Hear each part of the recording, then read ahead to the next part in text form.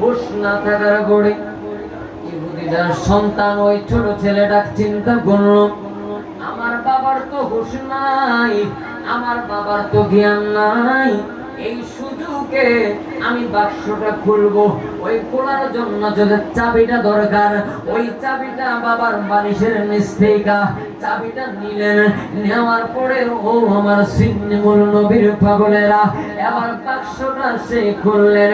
খোলার পরে আমার আপনার দয়াল নবীর নাম মুবারক মুহাম্মাদুর রাসূলুল্লাহ সাল্লাল্লাহু আলাইহি ওয়াসাল্লাম যেই মাত্রই নাম মুবারকটা বললেন, সঙ্গে সঙ্গে ওই ছোট বাচ্চার মনের মধ্যে একটা প্রেমের জজবা এসে গেল। ওই প্রেমের জজবা আসার পরে ওই নাম মুবারকের কাগজটা সে তার চোখের মধ্যে মালিশ করে, একবার চুমু খায় আবার চোখের মধ্যে মালিশ করে, মালিশ করতে করতে করতে করতে এক পর্যায়ে ওই 7 বছরের বাচ্চাটা বেহুশ হয়ে যায়।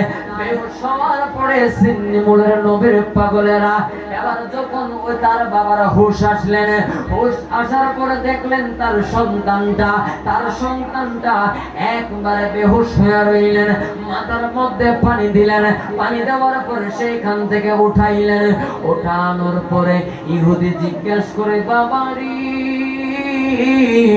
তুমি কেন বেহুশ হয়ে রইলা? আর এই বাক্সের তালাটা কেন খোলা রে বাবা? এই বাক্সের তালা কেন খোলা? ছেলেটা হাওমা করে কান্না করে, বাবা গো তুমি কি চাও না আমি সঠিক রাস্তার দিশা পাই? সঠিক রাস্তার দিশা বলে কেন, কি হয়েছে?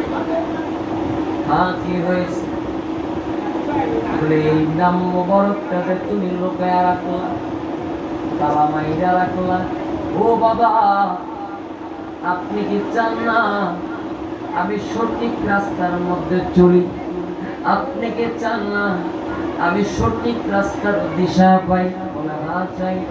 ও যদি চাইয়া থাকেন রে বাবা, তাইলে কেন এই বাক্সের ভিতরে নামটা লুকায় রাখলেন? বলেন নামের মধ্যে কি আছে রে বাবা? এবার ওই 7 বছরের সন্তান তার বাবারে ডাক দিয়ে কই, বাবা গো যেই মাত্র আমি নাম মুবারকটা দেখলাম আর পড়লাম, পড়ার সঙ্গে সঙ্গে আমার মনের মধ্যে কেমন জানি একটা ধাক্কা লেগে গেল। ও বাবা শুধু ধাক্কা লাগে না,